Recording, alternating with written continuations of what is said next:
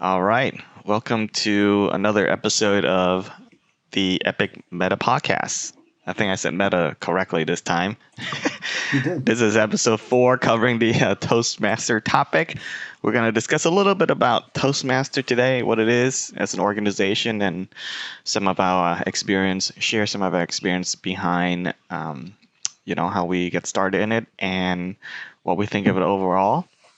That said, with all the current events that's going on, I do want to take a few minutes here, just as a blanket statement that we support Black Lives Matter, that we, are in conjunction with everything that's going on, and really hopeful because as the weeks go on, I think day 8, day 9 in the protest march, and there are protests in 50 states of the America plus international protests as well that are turning out a really huge number. We're seeing charges to the police officers that murdered George Floyd increased from, I think it was murder third degree to murder second degree, and of course all 4 officers are now charged versus the original charge, which is just one officer. So I'm hoping this movement, creates some lasting changes in society as well. So, well, definitely for this podcast, we support that and encouraged by that. But at the same time, this is a real issue that is in our society and cannot be ignored or, I would say, bury any longer.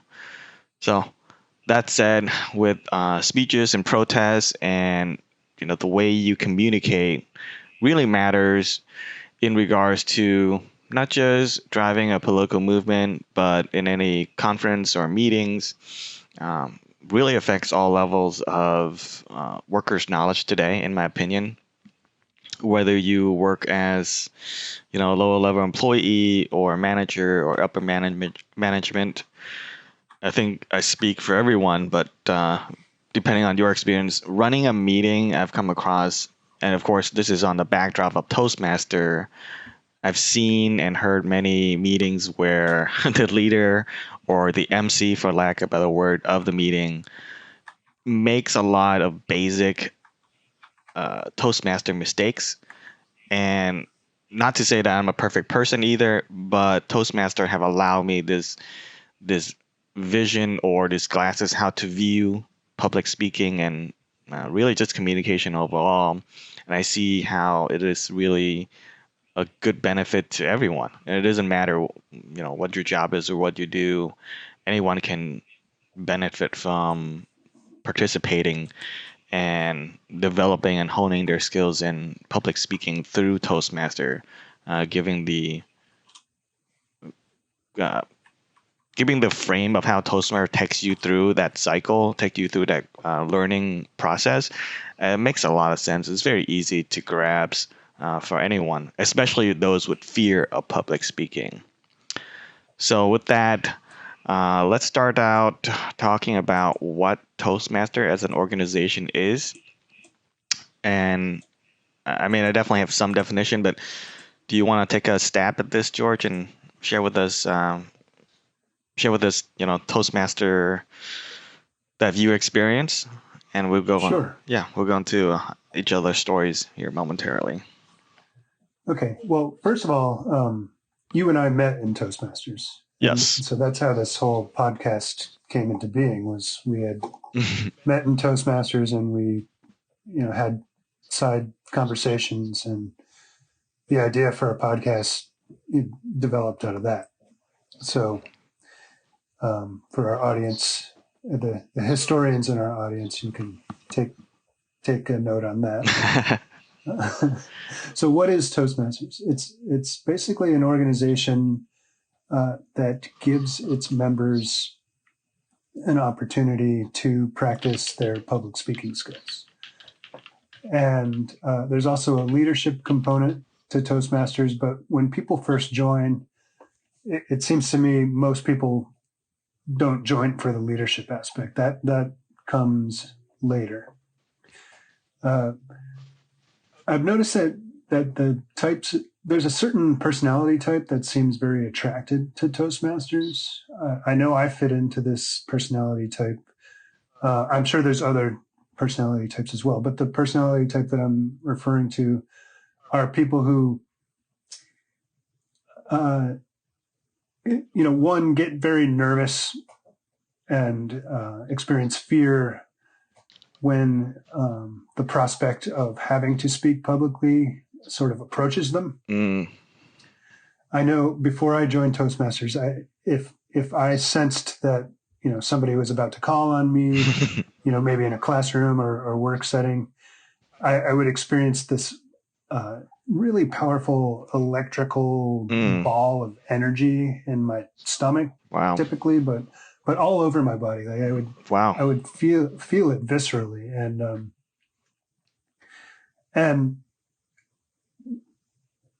by experiencing the 5 years of Toastmasters that I have, and having all the opportunities to speak publicly in front of other people and to be evaluated by them, that fear has all but disappeared within me. So that's a real tangible benefit that Toastmasters provides. Is it it gives you the opportunity to face that fear of public speaking and to overcome it. Mm. Yeah, that's fantastic. Thank you for that backdrop. Just something on the more like Did you experience that fear before you joined? I do, and I would say it's not as deep or intense as what you experience, but definitely through schools and then through different opportunities. There's a butterfly, like butterfly moving around in your stomach, right? So there definitely was. I remember high school. There was a speech class. You have to do presentation for full effect. Yeah, you definitely feel a little bit of sweat. uh, that coming to it, even though you practice already on the day of the presentation or any kind of speech. I certainly would feel that. And then I remember it gradually going less and less. But the worst part is after high school, this skill set don't necessarily get enforced. And so I would say it moved away. And of course, any event that typically where you have to speak, that does come with all those sets of butterfly. For me, it's almost butterflies, a little bit of sweat, and then just not knowing what to say. That is so difficult. You have some, for me, it's some notions or ideas, but you can never string it together, not eloquently. And of course, Mm-hmm. learning how to take your time and pauses is a big deal. So just some statistical or logistic or background information on Toastmaster is a nonprofit. It was founded by a gentleman called Ralph Smetley all the way back in 1924. So depending on the audience who's listening to this, this is this is like pre-internet, pre-cell phones, pre-computers. It was pretty. I would say for an organization that deal with personal development in any case, in any sense, that have lasted this long, is pretty amazing to me. And of course, what it is structurally, it's international now. And so this is not just United States, but everywhere you go, you can go to Toastmaster International website and find a chapter. So a chapter, when I explain to non-Toastmaster that ask me about stuff, I would say is almost like finding a workout gym. So now in our society, we do a lot of exercising and workouts, and I say find a gym and shop for it. And so we're blessed here in this region where we are, which is North Carolina. There's a lot of chapters. We have a lot of options. Uh, Certain states or certain location might not have as many. So you have to find that gym that you like. You have to find that Toastmaster chapter that have the vibe or the atmosphere you're seeking for. So it does take time, and I have That's to, yeah. That's a good point. Actually, not all Toastmasters clubs or Mm-hmm. chapters are the same. Mm, They differ vastly in quality. yeah. Um, so your first experience with a club might not be uh, what you want, Hmm. but you might not connect with the members of that particular club. But I would advise, if you're interested in this, to check out as many clubs as it takes until you find one that Yeah, you feel like fits you. correct. Yeah, I would. And my story with Toastmaster, and this bleeds into our story individually. My story with Toastmaster, actually, I had to do it twice. I remember coming out of college and started working my first real job after college. Not that I have to give user training per se, but I was working in a tech support role, and there were some steps where I have to kind of explain the technology we were selling. But this is post sale, so it was more about training. I remember engaging in a Toastmaster Club. This is back in Cleveland. And I remember going there for about 2, 3 meetings. I forgot what chapter exactly it was, but the atmosphere wasn't right. I remember giving an intro speech, and then I eventually faded away.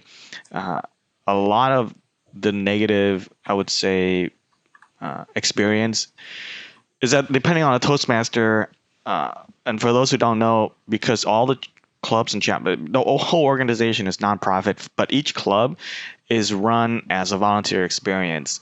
And so when you come in, it might not give you the impression that you're looking for or that you're seeking.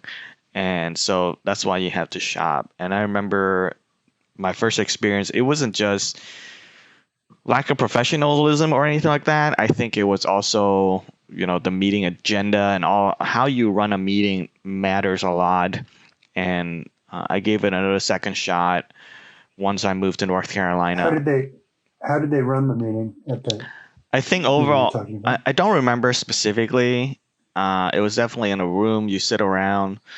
And now that I've experienced, my current experience with Toastmaster and gone through the leadership experience with that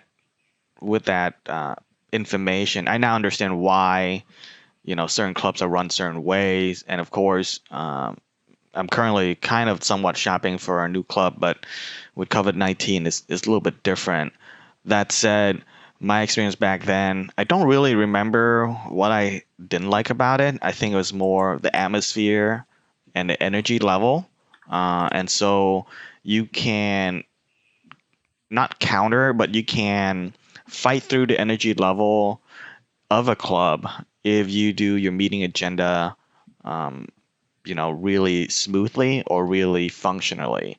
And I think at the time, it's a little bit unclear, but I remember a little bit of messiness, a little bit of unorganization or disorganization, and I think that gave me somewhat of a bad taste. Not that I hate a club. It was just, of course, this is matter with age too, right? Or maturity level. At the time, I was just much like I am now, I had other priorities, and I was just like, I'll push this on the back burner kind of thing. It's just not really not really needed in what I'm doing day to day. So I'm just gonna skip and delay that until way later in life. So yeah, my second time it was with our club, Apex Toastmaster, and went through the experience, loved it, and like how cheerful it is, how fun, and I would say engaging through the agenda level. It was structure, and I don't know. I just remember feeling engaged and supported, but also how it flows. I actually did shop and compare about 3 to 4 different clubs within my vicinity, so I could contrast the energy level and imagine working with some of the people. So yeah, that's my story. What about you? Well, yeah, I started with Apex Toastmasters, which was fortunate because Apex is a particularly strong club with a strong history, a lot of institutional knowledge, a lot of members who have been around for a long time and Mm, know, what Toastmasters is about, how to run a club, all that sort of thing. And then I also helped found a second club mm, in Fuquay-Varina and I'm just about to finish my term as president there. I'm the third president of that club. Mm. And that club, by contrast, is, obviously it lacks the institutional knowledge. Mm-hmm. So there's some issues there, where people don't do things that in the way that I think they should be done. Mm-hmm.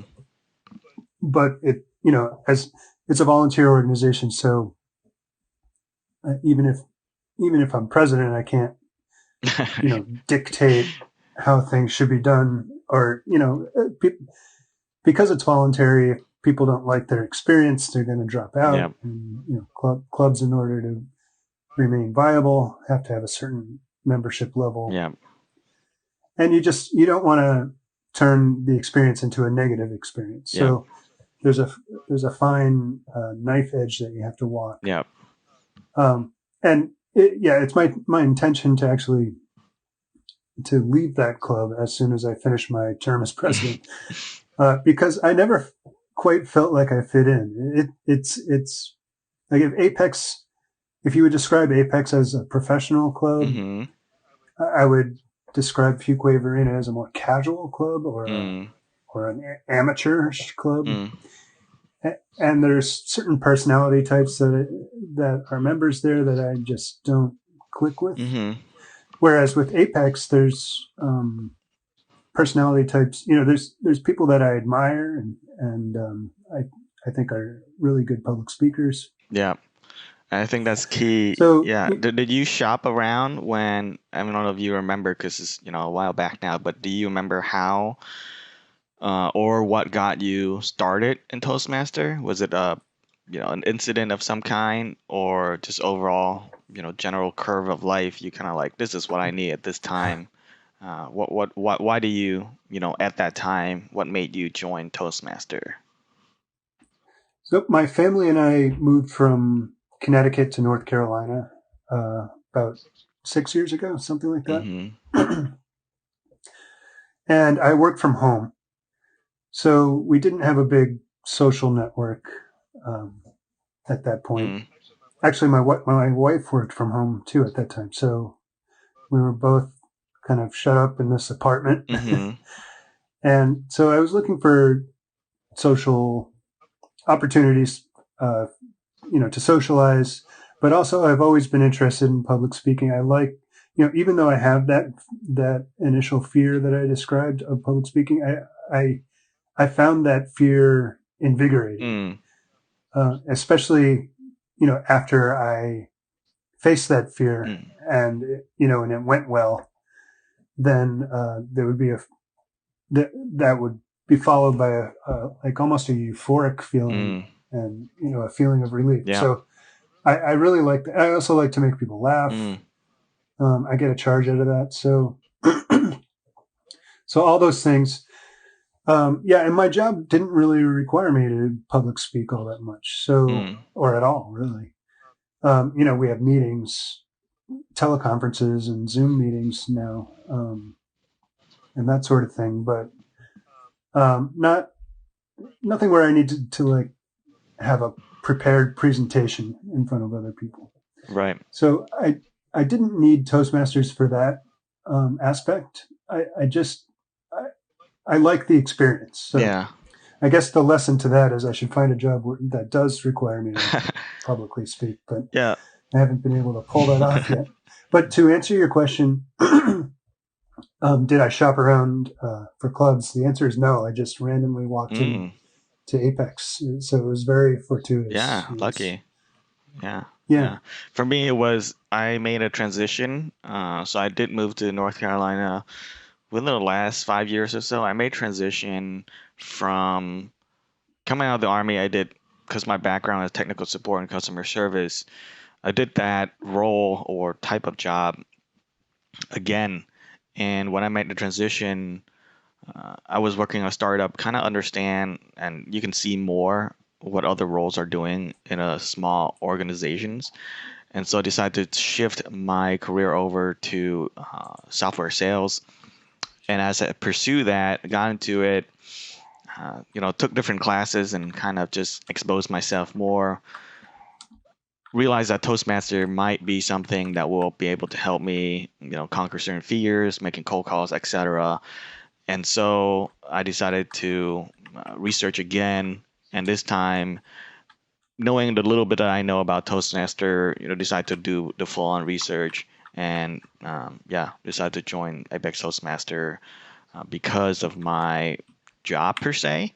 Um, but overall, things I've been doing here outside of work, like networking with other stuff. The thing with sales, I like networking. Period. I never realized that until I did sales. That regardless of what I do during the daytime, as a 9 to 5, other professional organizations are out there, and you will, if you have any interest or if you have anything, sooner or later, either you organize a meeting or kind of just introduce somebody or just anything. There will be occasion where your public speaking skills will come into play, and that will help you in the long run, regardless of what else you do during the daytime. So that's why I did that, and yeah, very thankful of the experience I've gone through. So yeah, you mentioned this before, and we'll go to the next step with leadership experience in Toastmaster. Maybe you can start with all the roles of leadership, and of course how it addressed public speaking skills, but as Toastmaster and organization also drive leadership and how they accomplish that through some of the different leadership roles. Uh, Okay. So each club has 6 different officers. There's the president who um, oversees the club as a whole and make sure the other officers are doing their jobs, or if they're not, then figuring out a way to get it done. yeah. Um, there's the vice president of education, which is probably the most work Mm-hmm. intensive role, and I've had that role myself. Mm. And the job of the vice president of education is to fill out the roster for each meeting, Mm-hmm. so make sure all the particular meeting roles are filled, and there's a number of them, most notably speakers. But there's also evaluators. Mm-hmm. There's word of the day humorist. There's a general evaluator. There's an awe counter, and there's a couple others. Um, so filling those roles is not so easy in an all volunteer organization. Yes. You kind of have to cajole members to fill the roles, and so yeah, my experience as vice president of education jaded me a little bit Mm-hmm. about a lot of people in Toastmasters, because Mm. a lot of people don't pull their own weight, to be honest. Yep. Yep. There's a few that do, and Mm-hmm. those are the people that I enjoy interacting with. But there's other people that maybe will show up to a meeting, maybe won't. Will sign up for a role and then back out at the last second, or maybe not even tell you that they're not showing up, or just not properly prepare for it, and not take it seriously, that sort of thing. Yeah. And it's as I said, it's an all volunteer organization, and you want to keep it positive, so you can't crack the whip too hard, otherwise you're going to have the opposite effect. And but and I don't know, maybe I should move on. Yeah. So We'll that's the just vice go through the president of different roles. education. Yeah. Then there's the vice president of membership, which helps in recruiting new members, which is important because lots of people join for a short period of time and then drop out because either it's not for them, or other life experiences get in the way, Mm-hmm. and there's a conflict, or they're just not willing Mm-hmm. to put in the effort. So it's important to keep getting new people coming in all the time to replace those. And I would say for every, I don't know, what would you say, for every 10 people that join, maybe 1 or 2 stick it out for the long haul, and Yeah. most people sort of fall by the wayside. Yeah. I think So for those that don't know, and we'll go through the rest of the role just real quick. The uh, because it is a nonprofit private club organization of a sort, what you do is when you want to make a speech or when you want to participate in really week after week, is that we ask people to become members. Once you become members, you have the access to weekly emails, signing up for participating in a certain role in a meeting, where your opportunity to speak allow you to gain public speaking skills. And of course, the variety of roles requires volunteers from the entire group. And so what you do is you pay membership. And so when you pay membership, it's actually only 6 months experience. And from that 6 months, of course, without culture day, people just, even if the fee is very low, and when you work it out, it's maybe similar to a Netflix subscription or any kind of entertainment subscription. It's about 8 to It's $57 six per months. for 6 months. So it's very Yeah. low, and so there's not a lot of downsides for people to just either quit for real or semi quit. And of course, after the 6 months, they might not resubscribe, for lack of a better term. So challenges are everywhere, and it's very easy to leave if you're not seeing, if you're not getting what you want out of your experience. So yeah, we'll go to VP of Treasurer. Have Um, you, so yeah, treasurer. yeah, or just treasurer? I've never been treasurer, Mm, nor do I have any desire to be treasurer. But the treasurer basically is in charge of collecting dues and then maintaining a bank account mm-hmm. for the club and transferring whatever uh, part of that money belongs to Toastmasters International Mm, to that, which I think is a large chunk of the $57, mm-hmm. if I'm not mistaken. Enough. Yeah. So in some, I've only had two leadership experience, and we'll cover some of the other roles as well. But I did president, and I served as sergeant at arms as well. And it seems like you did a few Mhm. more. Can you just quickly go through what else you have done beside VP education and president? Uh, uh, just sergeant at arms. Okay. Oh, well, that's actually not true. I was sergeant at arms for Mm-hmm. Apex. That was my first officer role, and that's a great officer role to start out with. I think start out the leadership experience. Basically, the sergeant at arms starts the meeting, introduces the toastmaster, and also sets up the room prior to the meeting and returns the room No. to its original state afterwards, and holds on to the club property, which isn't much. There's like a file box and with paperwork in it, and Mm. there's a gavel, there's a lectern or podium. I'm not sure what's the correct term. There's a banner. So, you know, not too much stuff. It can fit in the trunk of my car. And basically, while I was sergeant at arms, it stayed in the trunk of my car, except for the nights that I had meetings.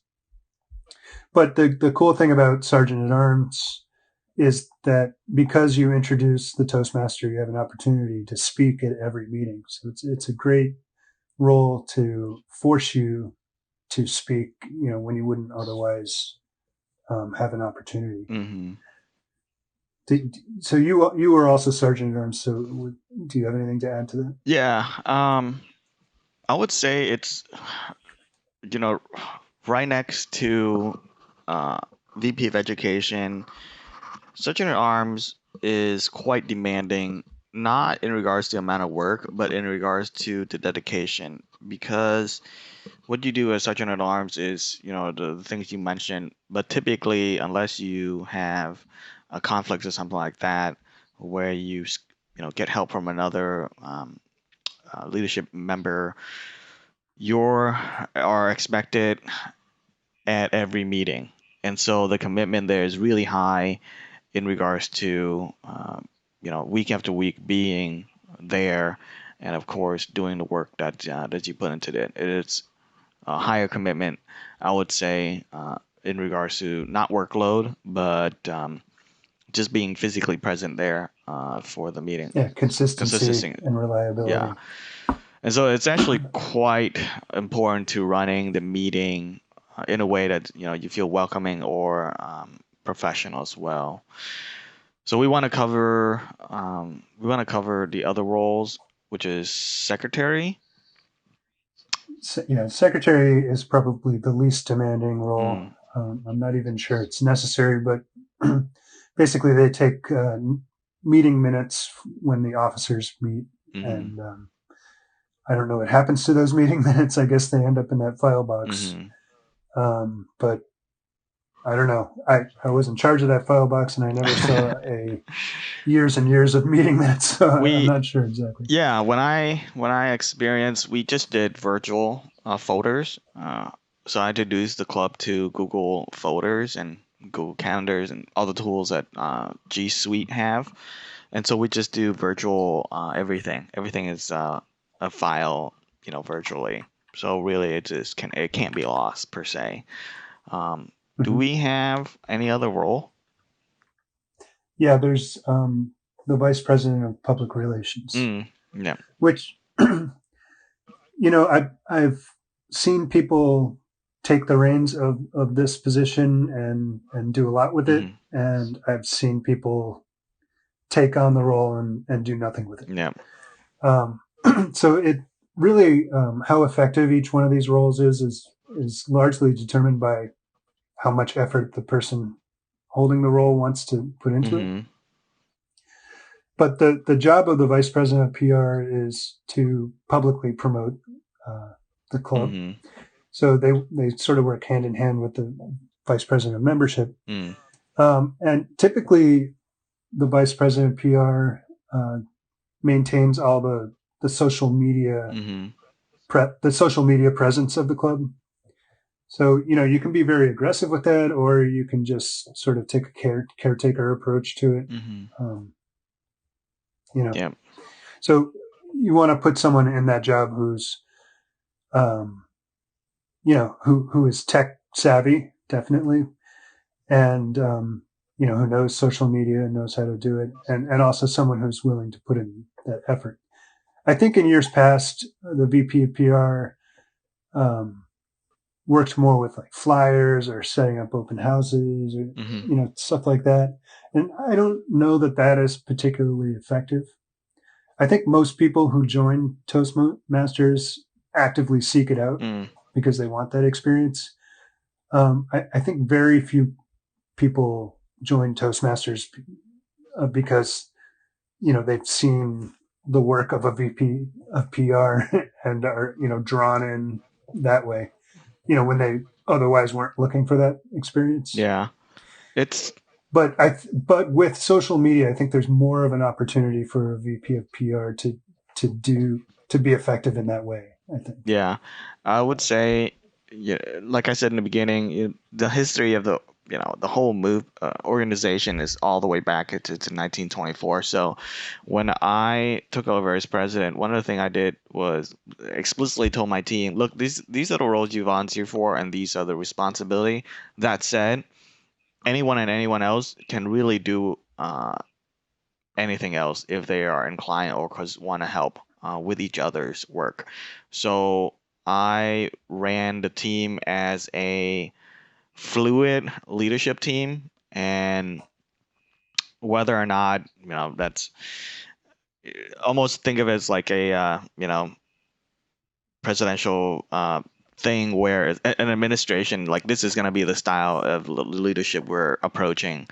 And the reason I did that was because I push everybody to be on virtual, everybody to be on this communication tool called Slack, and I made everyone accessible to everybody else. And so when you need help with something, everybody chipped in.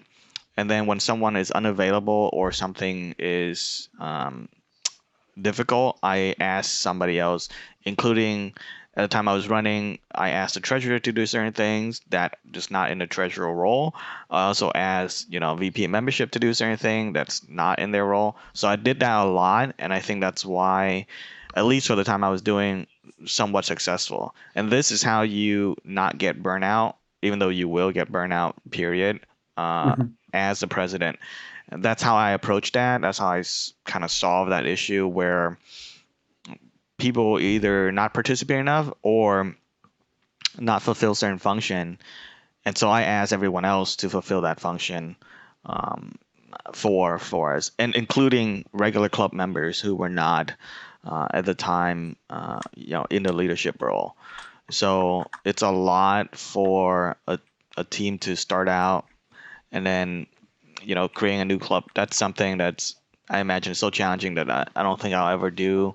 But coming to later in a Toastmasters, I guess, career or path, they have certain choices they have to make, either run a large project or start a new club, which I think there's too much emphasis on that, and it's almost unneeded. And so, for those who don't know, as a Toastmaster, as you advance in your progression, there's a title later on called a Distinguished Toastmaster, and that. Which I just achieved that, by the way. Oh wow! Congratulations. Do you want to share what Thanks. Distinguished Toastmaster is? Sure. Distinguished Toastmaster is the highest level of achievement that you can earn in Toastmasters, and it requires there's various levels that you go through from the time you first start till the time of reaching Distinguished Toastmaster. It took me 5 years to complete, Mm, um, but essentially, uh, I guess I don't. I guess I'm not going to go through all the intermediary roles, but you essentially need to give like 40 speeches. mm. You have to serve in various leadership capacities. You have to perform other uh, projects that require leadership. Um, that require the leadership of people. What was your NCAP project? Uh, so it's called the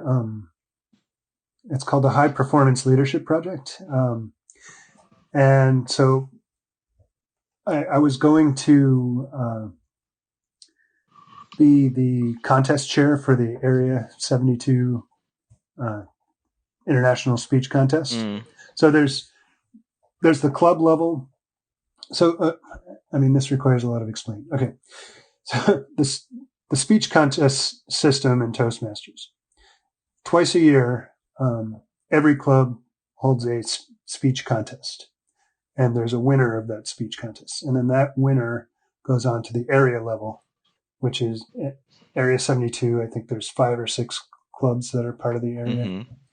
So the winners of each of those clubs go on and compete in the area level. And then the winner of the area club goes on to compete in the division level, which is made up of a number of areas. And then the winners of the division contests go on and compete in the district level, which in our case is the entire state of North Carolina. Mm-hmm. Yeah. Just Um, and so my high performance leadership project had to do with organizing the area contests, the area level yeah. contests. And it got the area contest never happened this year because of COVID-19. It, um, it got canceled, Yeah. even though I tried heroically to keep it going in various different forms. But so my high performance leadership project essentially, uh, I, I ended up drafting a document where I basically talked about my experience and Mm, dealing with these challenges, and so that became my high performance leadership project. yeah. It was managing the basically the cancellation of the Area Yeah. 72.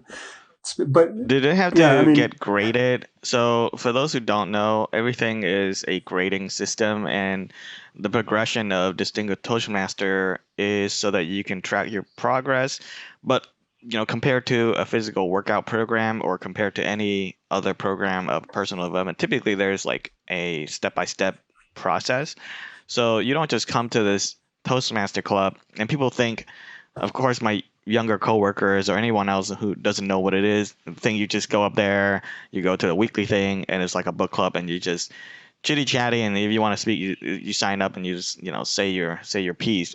But that's not what it is. It really a progression, and then I compare a lot of it to a physical workout regimen because you accomplish certain goals and you achieve certain things, and we give you certain recognition, and it's to help both the self-esteem to conquer the fear, but also help you move on to the next step. Because think of it an education cycle. You don't really stop learning, but you do achieve certain recognition and awards.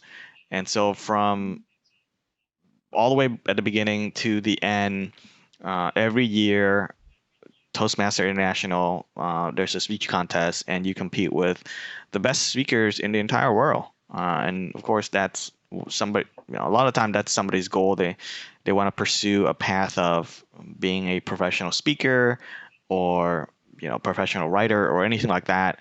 And that's why you proceed and go forward with that. This Distinguished Toastmaster is a recognition in a certain amount of how much work you put in and how much time you've dedicated Toastmaster. It's super significant because if you stick through that cycle, it allows your club to leverage you as a resource because you understand all the different levels and all the different intricacy of not only the speech contest, but certain events that you have to do as a club to make sure you're a thriving club. And so Distinguished Toastmaster is a huge resource, not just, hey, can you help me with this speech? I don't know where to go, but also, hey, we have all this stuff, as a leadership committee or team, you can leverage those individuals and say, hey, in the past, how did we do this? And leverage their experience to, make sure you're successful, have a successful outcome, either at an event or either as a club. And so, yeah, that's huge. Congratulations again for achieving that. Thanks. I actually, thank you. I actually looked it up, and it's according to Toastmasters International, less than 1% of all Toastmasters ever become TTs. Yeah, So yeah. it's not a lot of people, and I'm not saying that to toot my own horn. I'm No, saying it's that that it's an opportunity that's there should you join Toastmasters. And I found it rewarding. yeah, absolutely. Another aspect that I didn't talk about was to hold a district leadership position. Mm, So there's the club level, and then district leadership is anything above the club level. So I mentioned that there's area mm-hmm. and division and district. So I served a term as the Area 72 director. Mm, So that required me to to visit the different clubs in the area and report their health to the higher authorities. And also make recommendations and that sort of thing. yeah. So This and I just bring that up to mention that those opportunities exist within this structure. Yeah, no, this leads perfectly to the kind of like the next topic or focus point is leadership experience. And so, just to give some context to anyone who doesn't know, Toastmaster, there's the leadership team for the club. Is think of it as almost a governmental kind of body. As you grow in size, there's area, there's district, it's like the city and then the state and then of course on and on to the top.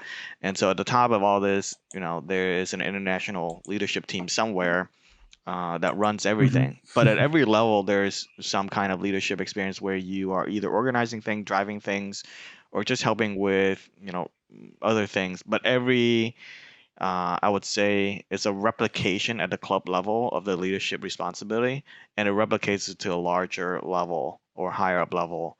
You almost have almost I would say one-to-one, role that you did for the club to the next level. Would you say that's Mm-hmm. fair, or at some point it kind of changes? So there's the club level has to hold weekly meetings and is largely concerned with filling out the roles in the weekly meetings. Hmm. So the the levels above the club level don't really concern themselves with that sort of thing. Mm. They concern themselves with the health of the overall Mm-hmm. organization, which includes the clubs at the Yep. very base of the structure. Mm-hmm. So that's a very important part. Um, Yep. yeah. So. So I would say in terms of club activity type things, the levels above the club largely concern themselves with the contest and how they progress through that Mm-hmm. um, structure. With both your leadership, or well, with all of your leadership experience, um, what are some of the, like top three things or top two things that you really enjoy, you like so much because, coming through the end of it, you found that it was worthwhile and something that you wouldn't have gotten. I'm sure there's, other things out there that would allow you to get the same skill sets or experience, but maybe, you found it surprising that this is so rewarding on that end, that you didn't expect. What do you say to that? Okay. Um, so I really loved being sergeant at arms because I felt like I was adding value to the club and actually doing something of value. Mm. Uh, Vice president of education, as I said, I felt like I was adding value as well. Mm-hmm. But towards the end, I mean, it was a major time commitment, and dealing with people, Mm-hmm. uncooperative people, kind of made me a little bit jaded in that aspect. And being president, it wasn't my desire to be president, but the person who was going to be president backed out at the last second, so I stepped in and filled the role. So um, I think the leadership experience I've had, I say all that only to express the point that you might not want um, to be a leader. That might not be your motivation to pursue to be put in those roles or to find yourself in those roles. But when you're in those roles, you know, some responsibility is placed in your lap. So you can either deal with that responsibility, um, or you can, or you can hide from it, I guess. Mm-hmm. So being put in that position, you know, what am I trying to say? It it was educational for one thing, Yes. because you learn not only who you are as a, or you learn about this aspect of yourself, um, and that is, can I anticipate problems that are on the horizon, and head them off before they happen, or if a problem arises, can I effectively deal with it? Mm-hmm. Um, and so to put that into concrete terms, there were two major challenges that I had to deal with as president. Um, Obviously, there was the whole coronavirus thing, so we had to move our club from having uh, uh, in-person meetings to online meetings, and so I could have done nothing, and it probably wouldn't have happened.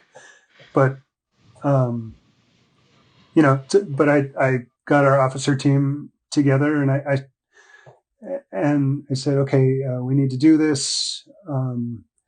I asked Zach, our sergeant at arms, can you figure out how to run a Zoom meeting, and what's involved, and do we need to buy a membership and all that? Mm-hmm. And then there were other people on the leadership team that I asked to get involved. So there are problems that arise, and so it's like, how do you react to those problems? I guess is Yep. what you're confronted with as a leader. Yep.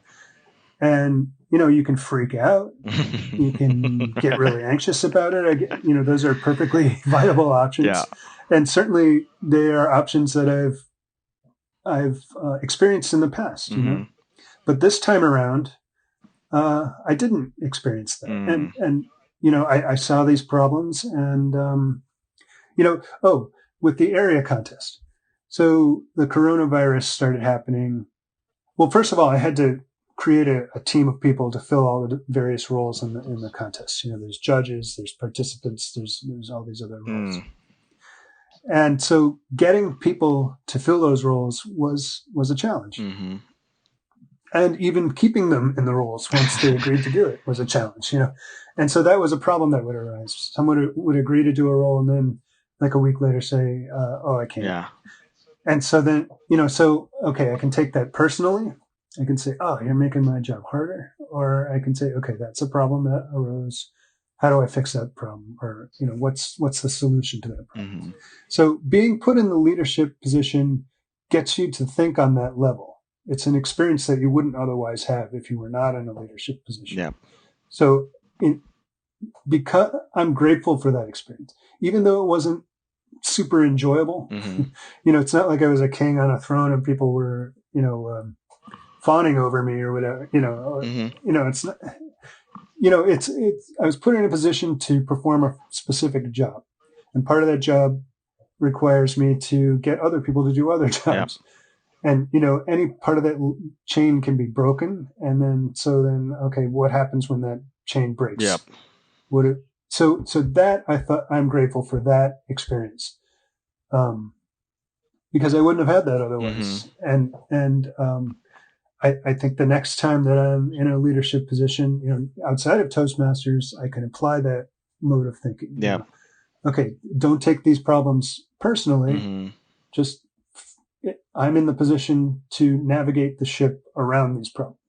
Yeah, I want to interrupt you there, and yeah, that's a long-winded answer to your I want to question, interrupt there and summarize partially... with organizational and decision making are certain skills that, would you say those are fair description of skill sets or things to be leveraged or things you learn, organization, and of course encouraging other, but also I would say decision making is huge in regards to, like you said, reacting to problems and being able to process information and not freaking out. Would that be accurate in how you describe it? Yeah, I would agree with that. But I'm sorry, but the value that Toastmasters gives is it creates that situation where you can step into that leadership role, without having had prior leadership experience, I guess. Yeah, absolutely.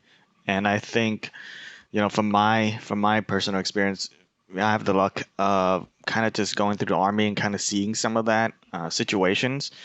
Of course, battle space, but also just day to day army life. Things come up where things go wrong, and so I wasn't like a high rank. I was just like another grunt. They call them grunts. We call ourselves grunts, and you can see that personality and also the capabilities over time. And so the thing about any military institution or any institution that's this lasts a few hundred years, you can see experience matter. And so being able to also ask for help, and of course understanding a solvable problem versus a long-term problem really give me the ability to kind of put things in boxes. And I've come across this website or a person or before. It was a wonderful resource in regards of how to think and how to process certain difficulties you experience outside of your day-to-day job, for example. And so I was able to apply some of that or come across certain things before that I was like, okay, this is what I need to do. So for those who don't know about Farnarm Street, I don't know if you ever heard about this website. It's of course a podcast now, but books as well. Have you ever heard of that? FARNAM, Farnarm Street. No. So I haven't heard of it. It started out as a blog, and so this gentleman, he's Canadian. He described his things called mental models, and mental models is how to think your way out or how to solve really just anything. And so what he does is he pull resources from all over, and we've seen it over time. And it's really hard for me to kind of describe. But what he does is a team of people who basically read a bunch of books week to week and kind of just give a summarization of what they pull out of it. And so the greater thinkers of our time, they draw, let's say, biology. Have you heard of Buckminster Fuller by any chance?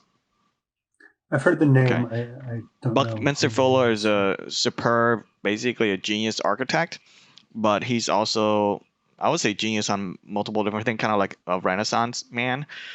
And so Buckminster Mhm. Fuller figure out certain things in physics. They name like a molecule after him. They call them buckyballs.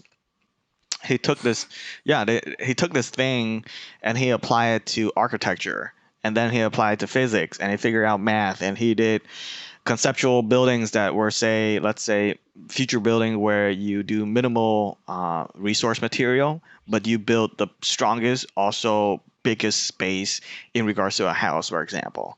So he did a lot of domes, connected triangle pieces, because he figured out that's the strongest structure, and of course provide you the most space. He invented car. It's just multitudes of things, but that's just an example of all this thing that's, let's say, you pull mental models or how you think in biology to business, how you think of physics, and you apply it to, like, anything else. Stuff like that have allowed me to some of that exposure. Not I'm not expert in it at all, but when it came to problems, I segment them.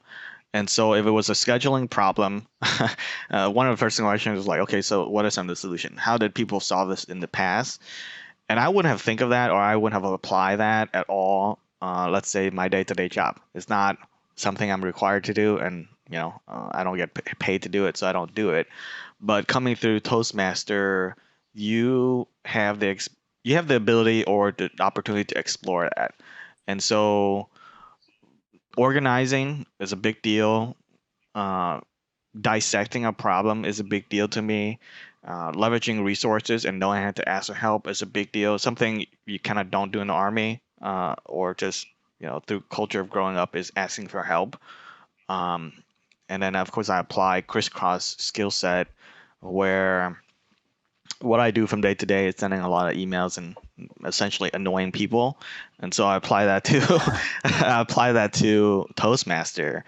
And so leverage outside the club resources to ask for help is a big deal. I think a lot of time people think in certain ways of pattern of thinking or set, and if you can break out of that, these are the opportunities that allow you to try to do that. So it's a big learning curve at the beginning, but I think at the end, you like you said, you gain this sense of calm whenever you ever face anything like that again, right? And with Mhm. any organization, whether it be running a little um, church group or organize some kind of kids soccer group, whatever you do, things will happen, things will break, things will go wrong. And so if you are an organizer, if you try to schedule things, always kind of have a backup plan. That's the other thing I did. When we do bigger events, I have you don't you have to express to your team, but at the same time you're like, hey, let's just plan a plan B just in case. What's the backup person for this role? Hmm. Um, and so going through that, it allows me kind of just asking for help was a big deal. I didn't know how to do that, but I applied some of the annoying skills and just ask outside the club, as you come in through exposure with, like, let's say, area level people. And so that I gain I gain a cohesive kind of way of looking at certain things and segmenting out, can I solve this problem in the next 15 minutes? No? Okay. Well, who can solve this problem in the next hour? And does my team have the resources to do it? What have we done in the Hmm. past? Okay, did it work? Did it work well?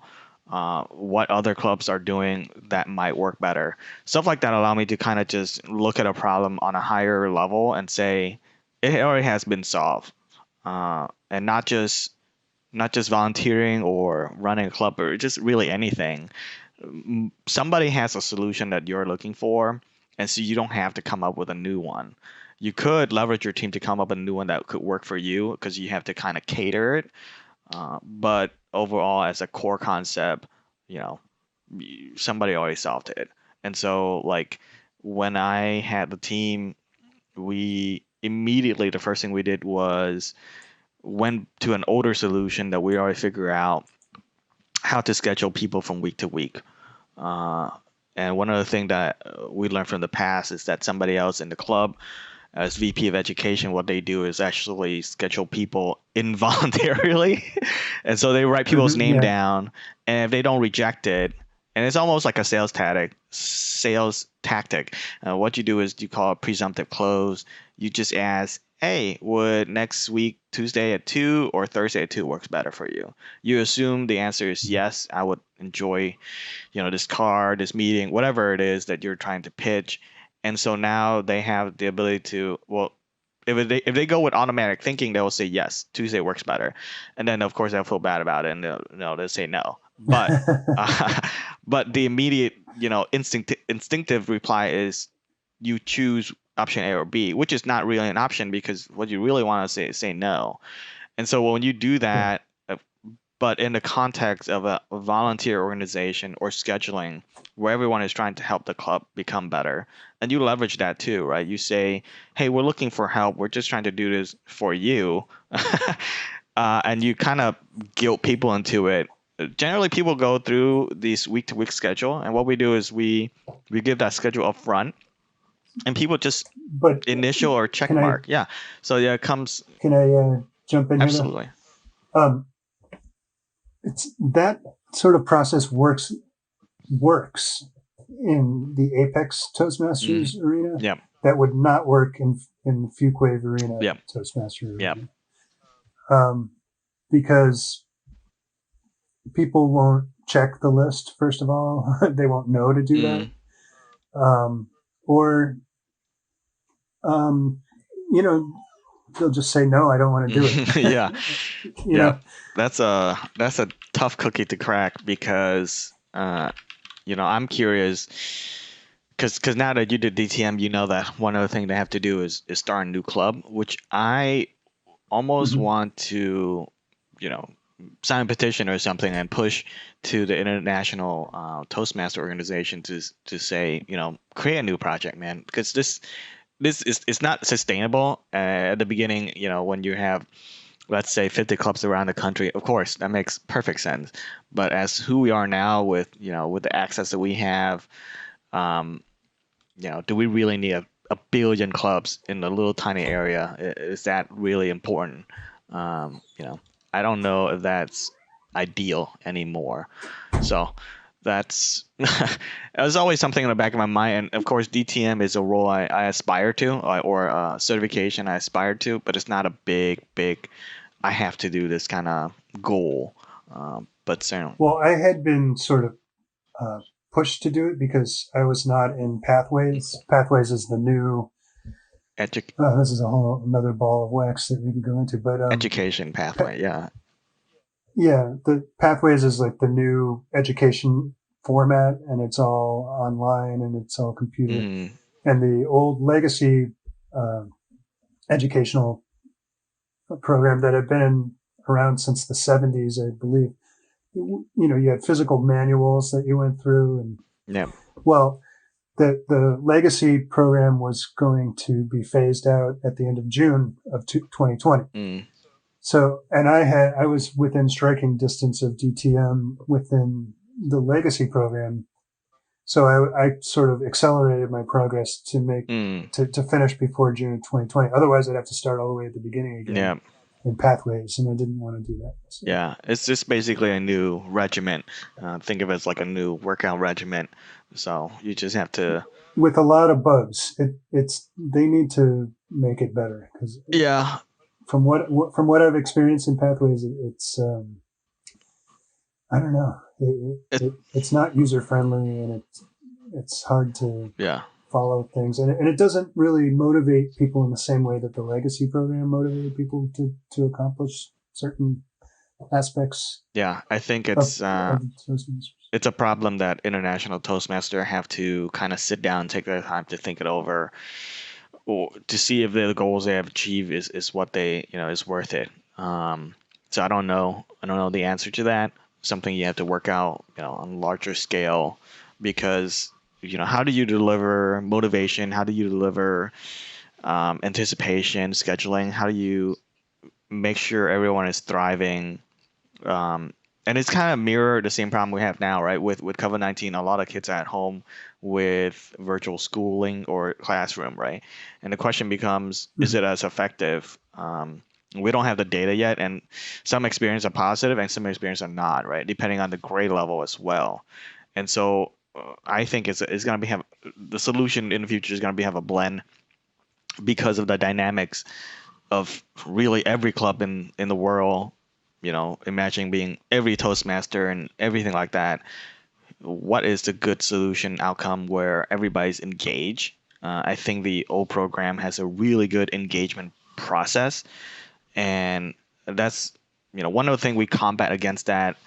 And of course, starting a new club is a whole different thing, which I have zero experience in, so I won't know how to navigate those waters. But the old program, we tried to bring back, at least when I was there. So I don't know how active it is now, but we restarted, or basically brought it back up again. Is the tutoring program that we have.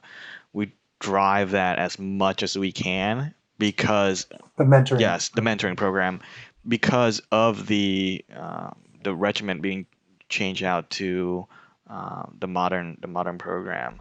So we push as much as we can for every new member to have a mentor, because of I think it's being able to have an accountability program of some kind, uh, is how the O program succeeds so well. And if you want to take Mhm. that away in a format of books and whatnot, of course someone can always follow the wagon and just not be interested. But how do you ensure that through the new format? So yeah, that's what else have you gotten from leadership that you kind of liked? Um, well, I mean, based on our conversation here, I am willing to conclude that you are better suited for the president position than I was. I was willing to do the role, but I don't think that's really where my strengths lie. Mm, I thought I really admired your term as president. I thought you accomplished quite a bit. mm. Um, one of the things is you moved us from that senior living facility to um, to I the Baptist Yeah, Apex Church, Baptist Church. Yeah, which was that was. huge. I mean, we had talked about doing that for so many years prior to that, and you actually did it. Yeah. And all the way you talked about, setting up systems so that the club, Yeah. operates consistently from one term to the next, because you're using Google Sheets instead of papers that are filed in a box somewhere that nobody ever looks at. You know, all those things. I mean, so you know, um, yeah. Yeah, no, So I really admire that you thank you. did those things. Uh, I thought that you were a pivotal president for Apex wow, Toastmasters, thank you. whereas I'm sort of a caretaker president for Fuquay Arena. And you need both, right? But hopefully, Yeah. you need both. Yeah, you can't always be going through transition. You need periods of calm. Yeah.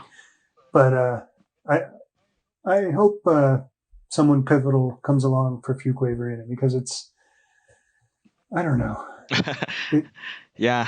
I'm sort of washing my hands of it because I feel like I've put in my time there, and I feel like it never really fit me. Yeah.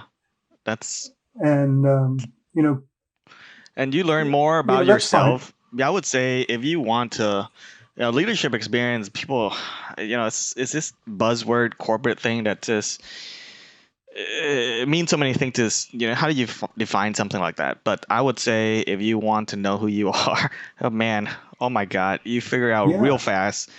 Uh, So the yeah. Well, core. here's something. I'm No. sorry for interrupting you, but I just remembered something that I wanted to talk Mm, about. Um, so one of the issues I had to deal with as president was there were certain members of the club that just drove me nuts. mm, Their personalities just there was something about them that they just rubbed me the wrong way. And so it's dealing with those people because you have to deal with them if you're the president. If you're mm, just another member, you can just not sit next to them or ignore them or whatever. Um, so, but there's a recognition, I think, that the reason these people rub me the wrong way is they're exhibiting aspects of of myself that I don't. They're exhibiting qualities that I have in myself that I don't particularly care for about myself. mm, So one of the things that being a leader has educated me on is, what are those aspects of myself that I feel could be improved? mm, And, you know, I feel that comes out in the people that rub you the wrong way, I mm. think.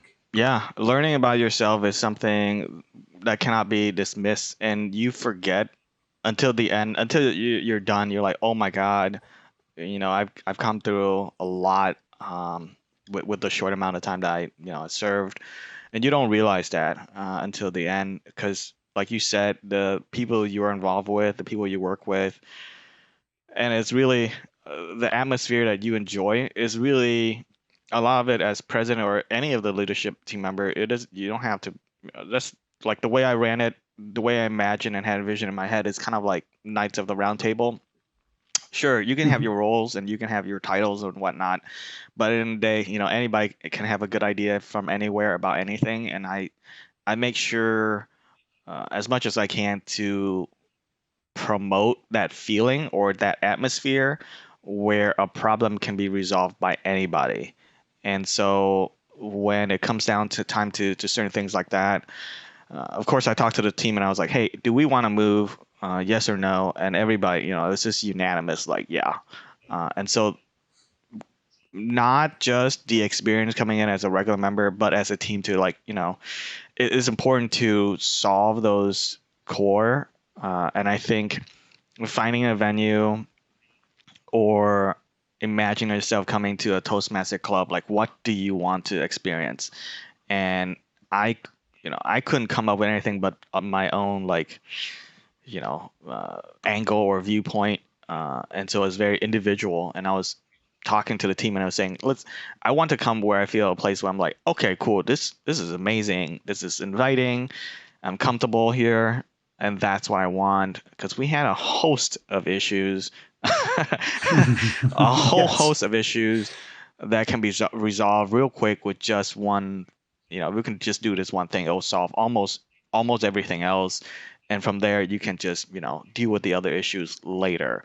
And so I was like sitting down. I was like, I got to do this because even as a regular member, I was recognizing this, right, and that's anybody going to any clubs or organization, if you have to like host a charity event or, you know, I don't know if you're involved with like your kids' soccer group or whatever, um, being as an individual, like a non-participant, you already see those problems, right? And so, Mhm. uh, allowing yourself to include everybody else allows you to see it a little bit more sharper. And if you are just going in, hey, this is what I do. This if you limit yourself to that, it hurts overall your entire experience. I think if you don't focus on the bigger ones where you like, let's focus on this. So that was my focus then, and I wanted to get it done. And the other thing with VP of Public Relation too, um, we're coming into the next century. I was like, okay, at the core of this is just basically, for lack of a better term, advertisement. And so, what do I want to advertise, right? And it's like fun, inclusive, active, right? If you're an active club versus a non-active club, and that's hard to do through certain mediums. And so, the first thing I was focusing on is like let's just get a lot of pictures and we can hold it in a certain way, kind of like this podcast. Can we do it in a certain way that is repeatable and it's easy and it's always set up? And so yeah, a lot of that I got from Farnham Street with like system and models. Think of international or Toastmaster International as a the original McDonald. How do they do it so that every club is successful? And so I just kind of want to do it in a certain way Hmm. that, hey, what can we do that every leadership team that come through have all the tools they need. It's up to them kind of just flip on those switches whenever they like. And so yeah, so a lot of that is just like you said, system that makes sure it works. The challenge of finding a new club is, how easy can you make that happen? And then, of course, your new club leadership, can you, you know, leverage them so that's a whole ball of wax too. So yeah, it's very interesting. You learn a lot about yourself. You learn about other people, how to work with other people. That's a big. Hmm. I don't know where you go to get that kind of experience outside of running Toastmaster Club, unless you run another charity or you run another thing. Um, you know, I don't I imagine. mean, any position where you have to lead a team of people to accomplish anything. Mm, I mean, yeah, I imagine you run into that sort of thing. I mean, the fact that it's a volunteer organization, lends other yeah, problems to it that wouldn't be there if everyone was getting paid to be there. yeah, yeah. But I'm sure there's other problems that happen in the paid world as well. Correct, correct. Yeah, with We focused quite a bit on leadership and not all that much on public speaking, which is not what I no. anticipated how this talk would go. Well, yeah. I mean, one of the things, I remember a few things. I always remember starting your speech off with a quote, holding your pauses, of course. What we call them again? Words like and ums. We have a term for it, but Filler words? filler words was a big thing I learned. I, of course, realized the filler word was a problem, but I didn't know how to traverse that problem.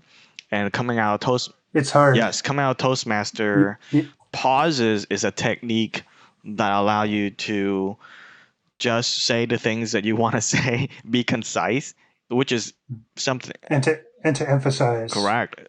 certain things. I hate being dramatic. I remember going to high school and kind of felt jealous toward somewhat the drama kids club because of their ability to express emotion, and it's something you learn through life. But I would learn more about myself as compared to everything else is, I equate, and this is of course subjective, so I have no idea how to objectively view this. But if there are people who have, let's say, a color blindness, so color is a spectrum, right? You see Mhm. some, I'm colorblind, by the way. yeah. So some people have certain spectrum they can't see. However, there's Mhm. multiple. It's not just black and white versus being able to see color. There's a whole range of color abilities or symptoms out there. There are people with better Yeah. rods and skill and that can see more colors. Certain people in the world can do that. Same thing with smells, hearing, all that stuff. And so for me, it was emotions, right? If you think emotions is from one spectrum to another. For example, I always admire Spock on Star Trek because yeah, I love pure logic all the time, and I love that. However, in regards to communication, in regards to making a speech, being able to emphasize, being able to pause, overcoming filler words, uh, I cannot put an amount of dollar on that where I've gotten out of Toastmaster, and not to be so dramatic, but it's so valuable, especially in a normal day to day. Of course, I have so many filler words, but in regards to anything like that, just being able to pause and just relax for a second, gather your thoughts. eh, It's terrifying when you do it, and it's still terrifying. You don't overcome that fear 100%, but on Mhm. the other end, the audience end, it's not that big of a deal. Like you as a audience member want to get more concise information and clarity, and if a speaker pause, it's okay. You forgive them for that. Almost immediately. You don't feel anything. Yeah. especially if it's intentional. Especially, there's a sense that as an audience, you want to have faith in the person who's Mm, speaking to you, and as long as you have that faith in them, then you're willing to listen to them. mm. But if it's clear like the person doesn't know what they're talking about, or they're too nervous, and they sort of give up their power as a speaker, Mm, then they lose the audience. The audience loses faith in them. Um, yeah. so like if you effectively use pauses, that shows you're in control, Mm. and it keeps the audience. It maintains the faith that the audience has in you as a speaker, I believe. The technique you mentioned emphasizing, are you referring to the up and down of the tones, or you're talking about a word in particular to a sentence? What do you mean by emphasizing? So to raise the awareness of the importance of the particular point that you're making in the audience's mind. So, yeah, I could say something a lot louder. Mm, I could have a dramatic pause after mm-hmm. it. All those are two different techniques Yeah, to emphasize the importance of the particular moment in that speech. yeah. You know, And if you don't have that, like I said, I'm emotionally somewhat stunted, and this allowed me to kind of navigate those water technically. And so when delivering a speech or in any talking in any terms, it allowed me to rely on these techniques that I learned and just accomplish the same, end goal without the ability to, let's say, being a dramatic person involved in, play in high school. I never did any of that. Like I always thought it was like, what? Why would this is so uncool? Like it's not in my, singing, dance, anything of that. It just imagine the most emotionally, void. Like Spock is my idea. So I'm like, I negated all that. whereas Correct. It just, whereas I'm sort of the opposite of you. mm, I always wanted to be mm, in drama mm, and stuff like that. And I remember in third grade there was this play that the class put on, and I had in my mind, oh, there's no question that I will mm. be one of the lead roles or whatever, Do you because remember what the play it was was? something. It was Hansel and Gretel, Mm. and so everyone had to audition, and there was this one line of dialogue that you needed to read on the stage in front of Hmm. everyone. And so I did it, and I was like, there's no question I'm going to be one of the lead roles. And they assigned me the role of background two. So like I had no What is dialogue at what is all. third grade? Like 8 years old? No, six? I can't remember. Seven? Something like that. Uh, third grade. That's a good question. I have a hard time figuring Did these things you out.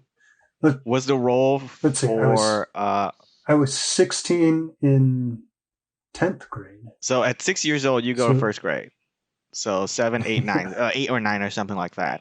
So do you yeah, remember what you were auditioning for? Was it Hansel or one of the main character? What was the role for? it well the situation was set up. Everyone would get up and read the exact same line of dialogue, and then the teachers, based on that, would assign you a role in the Do you play. remember the line?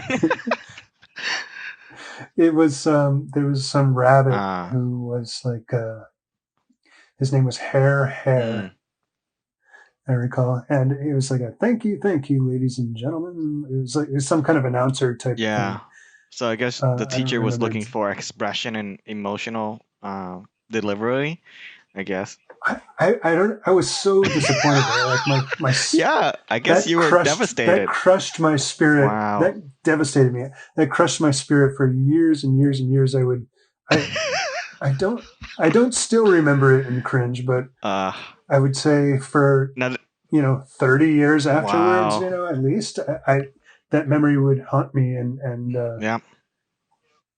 so why do I bring that up? Um, Oh, just to say that I wanted to be on the stage Mm, and have people. There's a part of me that wants that, mm-hmm. that wants to be in front of people and wants to be express myself in front of Mm, people and wants to receive their approval, mm, you know, and wants to make them laugh and um, tell a joke and have them laugh in reaction to yeah. that. So that is a and I believe joining Toastmasters and having that, having an opportunity to be in that position, was tremendous for me Mm, because it connected me back with that part of me that wanted to be on the stage and mm. wanted to be creative and expressive in that way. Did you pursue anything in high school, as far as drama club or any kind of play, anything like that? No, no, because Of your third third grade experience? well, yeah, I mean, I had it. I went to an all boys high school, Mm, and it was sort of a jock sport. It was a heavy emphasis on sports there, and mm-hmm. so I had it in my mind that I had to be masculine, and so I did. Yeah. I did.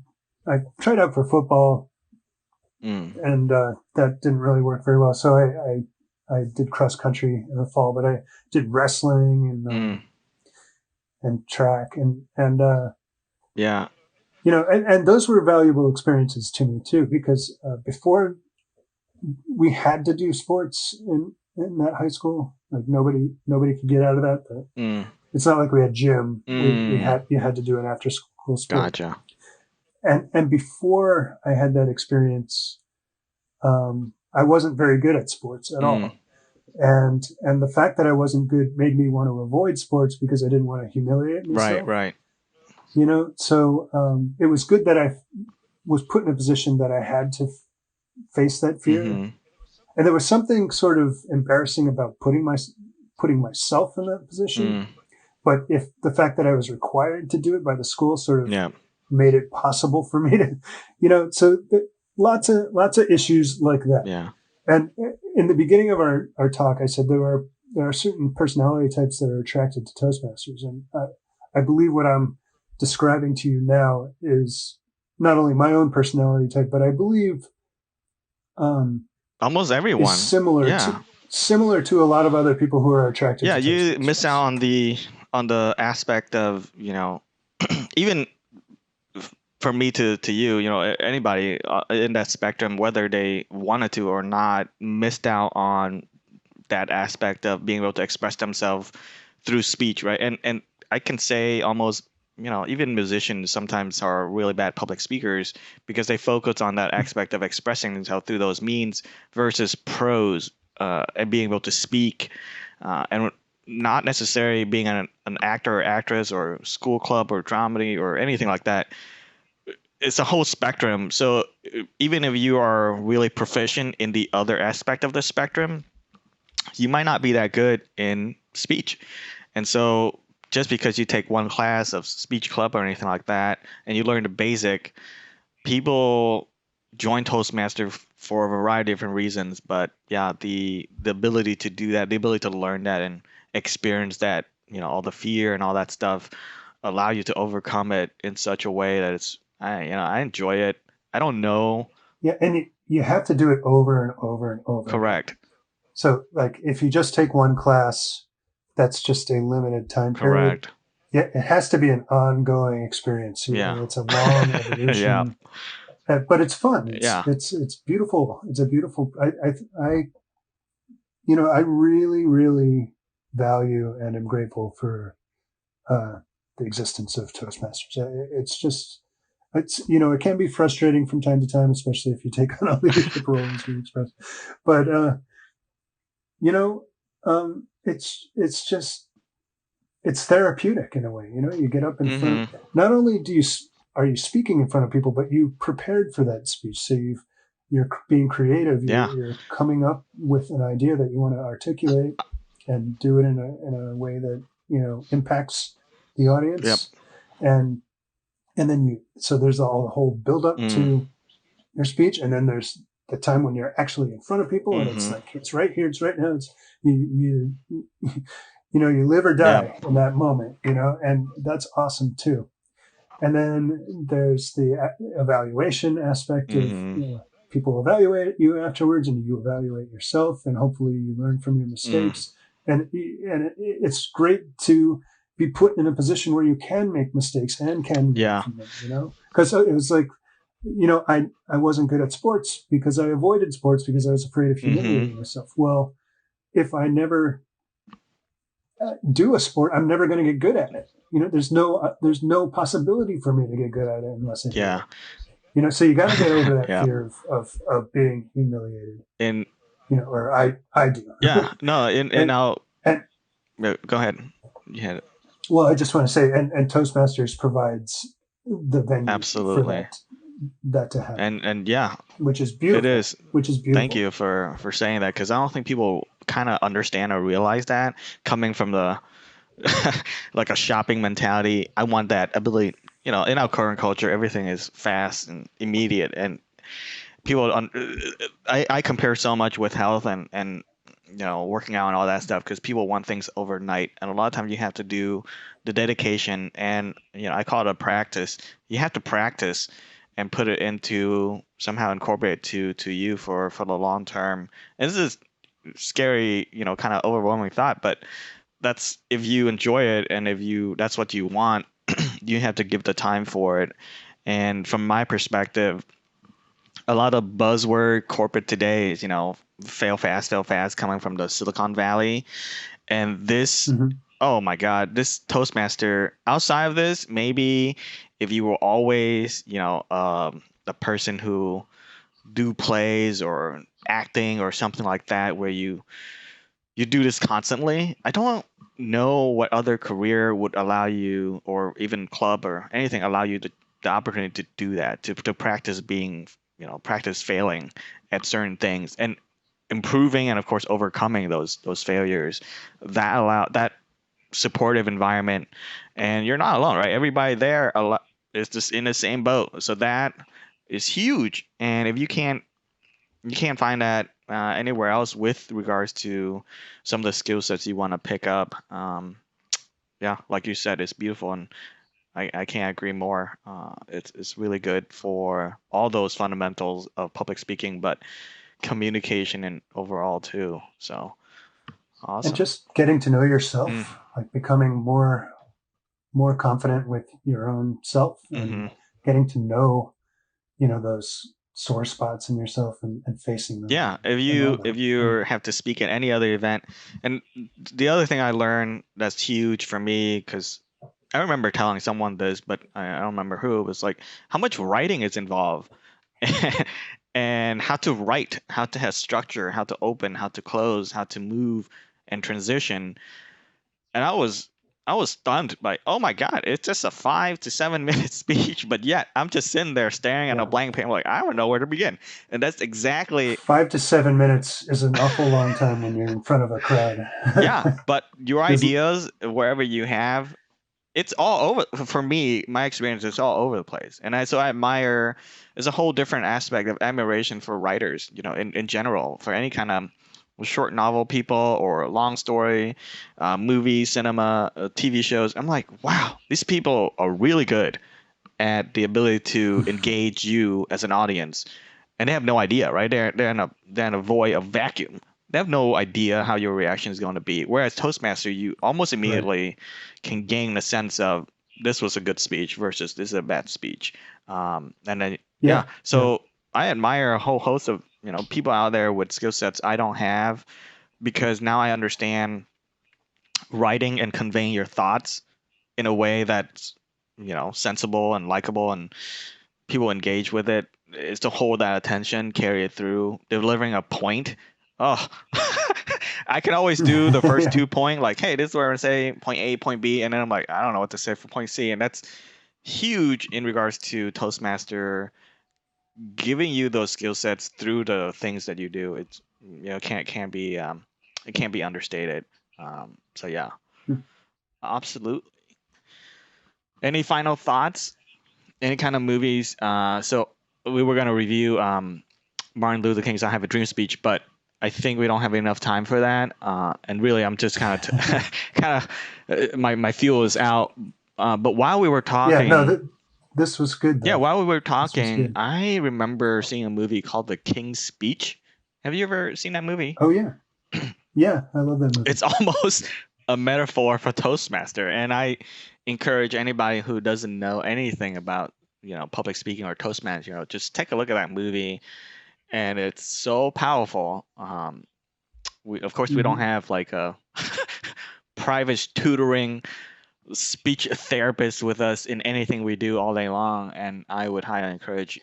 This is the thing that Toastmaster can deliver to you um, through that movie. I kind of love that movie, not just because of It's everything. it's the hero's journey. Yeah. Yes, it I ties mean, into to it, and yeah, his speech was good, and uh, anything, fill a word, stuttering, being able to just get nervous and keep talking instead of pausing. That's the other thing.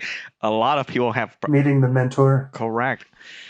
Instead of freaking out, a lot of people just keep saying words and forget, public speaking. Just in our normal heroes today, any interview with like an athlete or like any pundit out there, I get a sense of our culture is shifting away from being able to communicate clearly. We don't necessarily value that anymore, and that's kind of a shame. I don't know if that's true. Uh, I don't know if I'm that's sure true. there's still good writers, good public speakers out there, but generally just noise and being able to reduce that noise is a good skill to have regardless of what you do.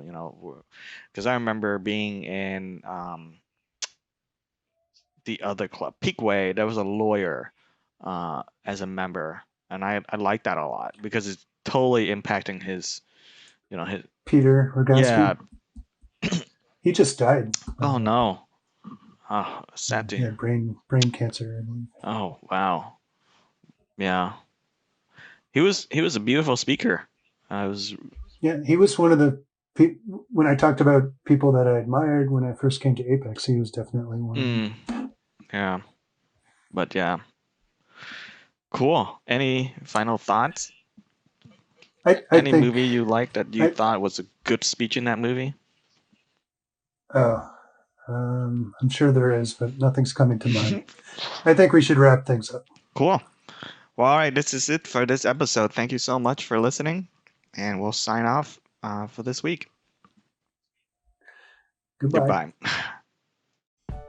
Hey, this is Tang here with the Epic Meta podcast team. Thank you so much for listening. Did you listen to the whole episode? Did you enjoy it? Were there things that we missed? Were there topics you would like for us to dive deeper into? And of course, what other topics should we discuss in the future? If you have any of these thoughts or comments, please share with us what you think and how you feel regarding the current episode, and of course, other ideas that you might have for future episodes below. As always, thank you so much for listening, and until next time, be good and be well.